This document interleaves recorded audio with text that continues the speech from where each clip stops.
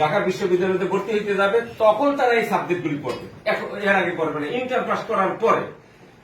But তোমরা কিন্তু এখনই তা করছো, এটাতে কোনো সন্দেহ নেই। তোমরা এটা পরীক্ষা করে দেখতে পারো।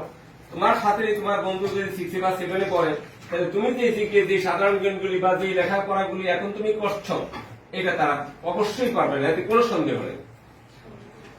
ঠিক আছে? তাহলে এটাকে আবার তুমি মিনি বিসিএস ও বলতে পারো, বিসিএস এর একটা অংশ এটা। তার কারণে বিসিএস এই পরীক্ষাগুলি থাকে, এইগুলিই থাকে। তোমার বিসিএস এর ওই যে সাধারণ জ্ঞানের যে বিভিন্ন প্রশ্নগুলি হয়, তোমরা ইচ্ছা করে দেখতে পারো, এই পড়াগুলোই পড়ানো হয়, বিশেষ করে সাধারণ জ্ঞানটা। আর একটা যেহেতু সিলেবাস আছে, ক্লাস 6, 7, 8 এর আলাদা সিলেবাস আছে, কিন্তু ক্যারেক্টরের সিলেবাসটা একটু বড়।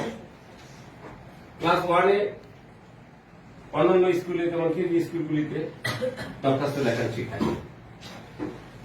কথা বুঝেছ? মান কোয়ালিটি স্ট্যান্ডার্ডের মধ্যে পার্থক্য আছে। ক্লাস 1 এ যখন কেজি স্কুলগুলিতে তুমি কিভাবে জ্বর হইলে তোমার 2 দিনের ছুটি বা বিভিন্ন রকম এই দরখাস্তগুলি ক্লাস 1 এর থেকে শেখানো শুরু হয়।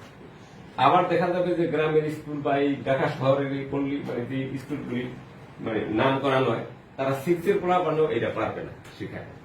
তো কোয়ালিটির ভিতরে পার্থক্য আছে না, ক্যাডেটের ভিতরে পার্থক্য আছে না, কোচিং এর ভিতরে পার্থক্য আছে না।